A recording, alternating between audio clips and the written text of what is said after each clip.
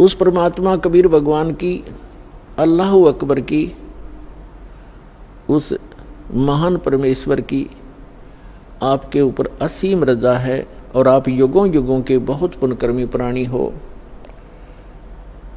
जो ऐसे भाग दौड़ के जीवन से समय निकालकर यह परमात्मा के दरबार में पहुंच पाते हो।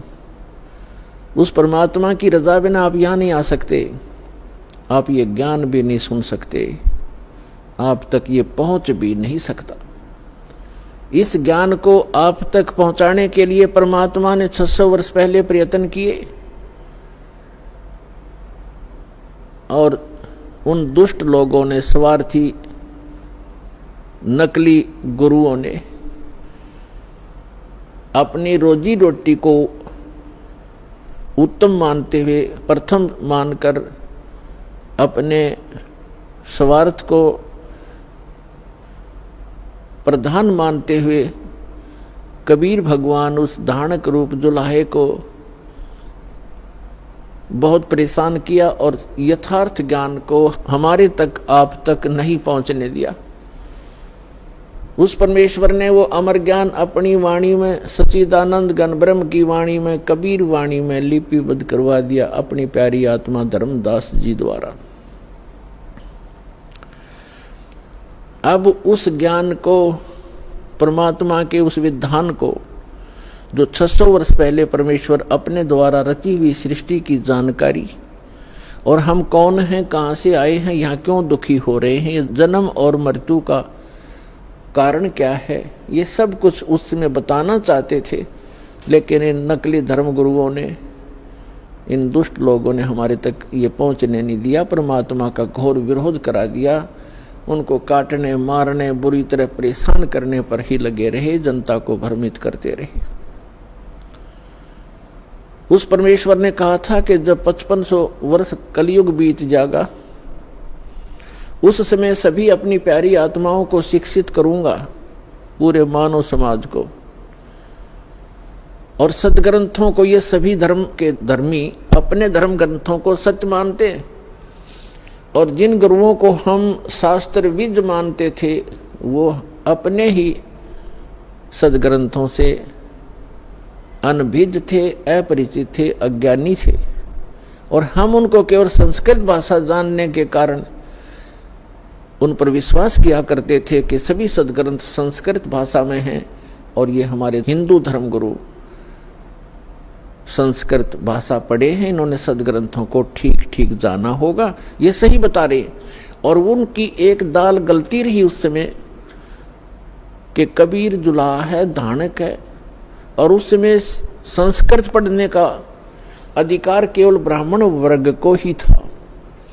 इसलिए आम आदमी को यह शंका नहीं बनी, ये विश्वास बना नहीं, ये शंका बनी रही कि कबीर जी अशिक्षित है, परमेश्वर कबीर जी अशिक्षित है, ये झूठ ही बोल रहे होंगे सदग्रंथों के बारे में, क्योंकि सदग्रंथ हमारे पवित्र वेद, पवित्र श्रीमद् भगवद गीता, पवित्र पुराण आदि आदि ये संस्कृत भाषा में लिपिबद्ध हैं। तो परमात्मा ने ये समय निर्धारित किया था, अपनी प्यारी आत्मा धर्मदास जी से बताया था, और धर्मदास जी ने जब पूछा, परमात्मा आज तो बहुत ही धार्मिक व्यक्ति हैं, इनके अंदर धार्मिकता है, बुराइयों की भी त्रुटि है, यानी कमी है, बुराइयां भी कम है, न्यून है, और 5500 वर्ष जब कलयुग बीतेगा, यानी आज से लगभग 600 वर्ष पश्चात, तो और आप बताते हो कलयुग में मानव की वृत्ति बहुत गिर जाएगी, इनके विचार मलिन हो जाएंगे, चरित्र ठीक रहे नहीं, अविश्वासी कृत घनी बन जाएंगे, तो तब कैसे समझाओगे मेरे मालिक। तब परमेश्वर ने कहा था कि उस समय सबसे पहले मैं इनको शिक्षित करवाऊंगा। परमात्मा कबीर जी कहते हैं, ये सब खेल हमारे किए, हमसे मिले सो निश्चय जिए, और फिर जब ये शिक्षित हो जाएंगे तब अपना दास भेजूंगा। तब तो कहा था मैं स्वयं जाऊंगा और उन सदग्रंथों के गूढ़ रहस्यों को जनसाधारण को बताऊंगा, लेकिन स्वयं नहीं आए तो दास भेज दिया पुण्यात्माओं उस परम पिता ने।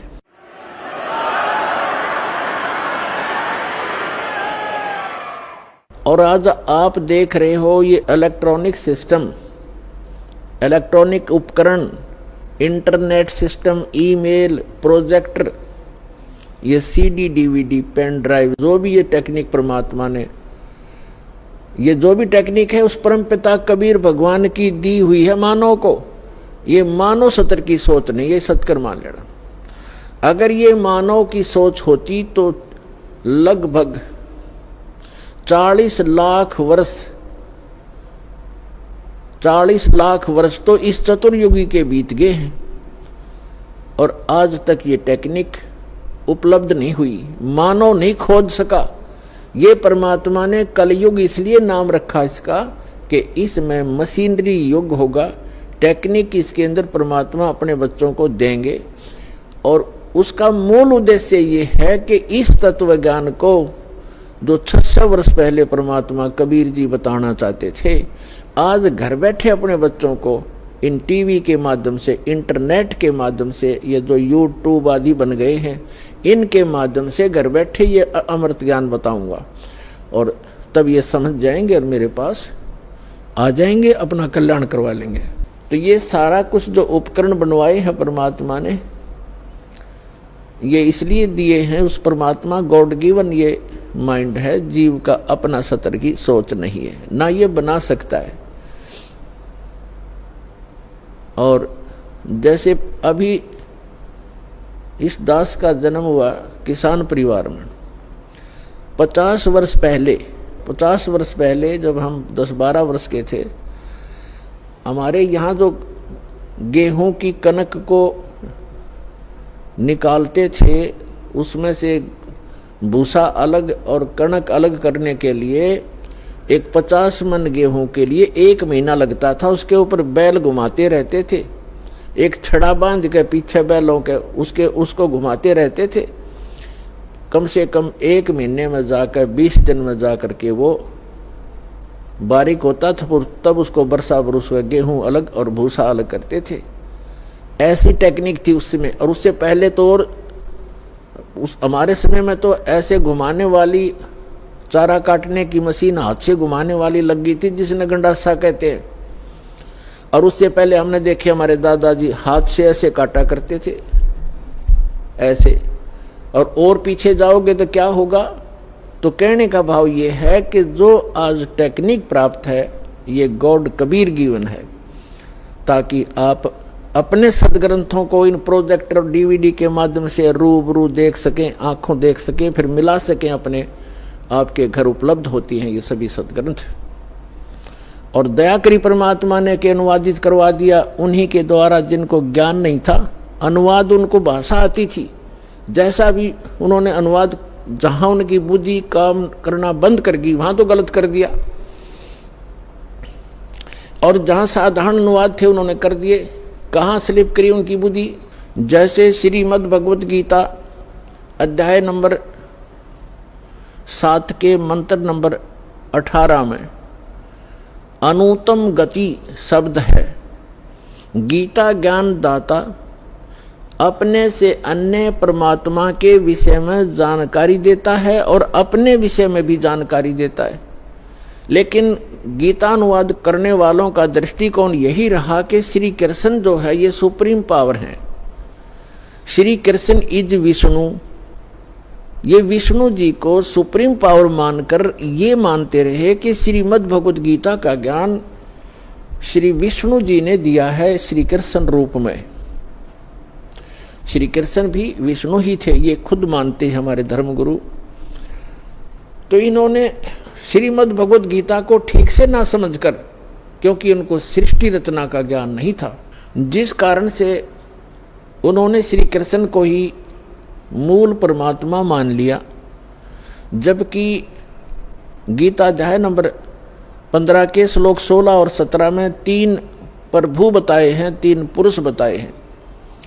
एक सरपुरुष है ब्रह्म, जिसको सर्वब्रह्म भी कहा जाता है। सर्वब्रह्म ये केवल 21 ब्रह्मांड का स्वामी है। और दूसरा अक्षर पुरुष, इसको अक्षर ब्रह्म भी कहते हैं, इसको पर ब्रह्म भी कहते हैं। ये 7 संख ब्रह्मांड का स्वामी है, प्रभु है, पुरुष है, मालिक है। पुरुष कहो परमात्मा को। श्रीमद् भगवद गीता अध्याय नंबर 15 के श्लोक नंबर 16 में कहा कि 2 पुरुष हैं इस संसार में, पृथ्वी वाले लोकों में, और ये भी नाशवान और इनके अंतर्गत जितने प्राणी हैं वो भी नाशवान है। जीव आत्मा किसी की नहीं मरती, वो तो पशु पक्षी की भी नहीं मरती। श्रीमद् भगवद गीता अध्याय नंबर 15 के श्लोक नंबर 17 में तुरंत कहा है, उत्तम पुरुष है तू अन्य। पुरुष माने परमात्मा, प्रभु, स्वामी। उत्तम पुरुष यानी पुरुषोत्तम। पुरुषोत्तम तो इन दोनों से कोई भिन्न है। सरपुरुष और अक्षर पुरुष 216वें श्लोक में बताए, इनसे कोई भिन्न है, वो वास्तव में परमात्मा कहा जाता है। उत्तम पुरुष है तू अन्य, परमात्मा इति उदाहरत। यह लोकतरम आविश्य विभर्ति अवय ईश्वर है। उत्तम पुरुष यानी पुरुषोत्तम, श्रेष्ठ भगवान, सही परमात्मा तो इन दोनों से कोई और है, अन्य है, और वही परमात्मा कहलाता है, वो परमात्मा कहा जाता है। और वही तीनों लोकों में प्रवेश करके सबका धारण पोषण करता है। श्रीमद् भगवद गीता अध्याय 15 के श्लोक नंबर 1 से लेकर 3 में एक विशेष विवेचन है, विवेश विवरण है कि उल्टा लटका हुआ ये संसार रूपी वृक्ष है। उल्टा लटका हुआ संसार रूपी वृक्ष जानो, जिसकी ऊपर को जड़ तो समझो मूल मालिक है, वो उत्तम पुरुष है तू अन्य जो है वो तो है जड़, मूल, और उसके बाद जो जमीन से बाहर दिखाई देता है वो सारा पेड़ होता है। उसके फिर विभाग बताए हैं। अक्षर पुरुष जो तना है वो अक्षर पुरुष है, और उससे कोई मोटी डार निकलती है वो सरपुरुष समझो।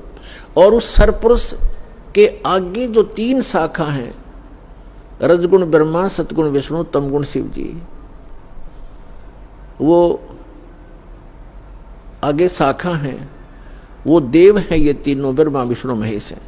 और 5 रूप संसार, उस परमेश्वर ने श्रीमद् भगवद गीता अध्याय नंबर 15 के श्लोक नंबर 1 में बताया है कि ऊपर उसी का विवरण अपनी सिंपल लैंग्वेज में सच्चिदानंद घन ब्रह्म की वाणी में कहा कि अक्षर पुरुष एक पेड़ है और सरपुरुष वाकी डार। सरपुरुष कहते हैं ज्योति निरंजन काल को, और इस काल के 3 पुत्र हैं, रजगुण ब्रह्मा, सतगुण विष्णु, तमगुण शिव जी।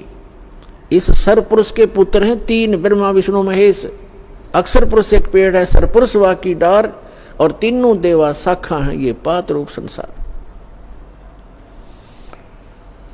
तो इस पूरे प्रकरण में ब्रह्मा विष्णु महेश की क्या स्थिति है, ये इस ब्रह्म के पुत्र हैं, और ब्रह्मा विष्णु महेश की माता दुर्गा है, अष्टंगी देवी। तो विष्णु जी कौन है? विष्णु जी एक ब्रह्मांड में एक विभाग के विभागीय मंत्री हैं, सतोगुण विभाग के, और ये 3 भाई हैं, तीनों का अलग अलग विभाग है। रजोगुण विभाग के मंत्री मालिक प्रभु स्वामी ब्रह्मा जी, और सतोगुण विभाग के स्वामी श्री विष्णु जी, और तमोगुण विभाग के स्वामी प्रभु श्री शंकर जी। ये एक ब्रह्मांड में केवल एक विभागीय मंत्री हैं, और इनका पिता जो ब्रह्म है सरपुरुष, वो एक ब्रह्मांड के अंदर मुख्य मंत्री का रोल करता है। ऐसे ऐसे 21 ब्रह्मांड हैं सरपुरुष के, जिसको ज्योत स्वरूपी निरंजन काल भी कहा जाता है, जिसके लोक में हम रह रहे हैं। और फिर है अक्षर पुरुष। अक्षर पुरुष के 7 शंख, नील पद्म शंख, 7 शंख ब्रह्मांड हैं। और फिर तीसरा रहा वो परम अक्षर पुरुष, उत्तम पुरुष है तू अन्य, वो ओवरऑल कंट्रोलर है। असंख्य ब्रह्मांड इंक्लूडिंग सरपुरुष एंड अक्षर पुरुष, इन सब के ऊपर और इसकी इनके अतिरिक्त जितने भी ब्रह्मांड हैं, पूरा विश्व है, पूरा संसार है, उन सब का मालिक है वो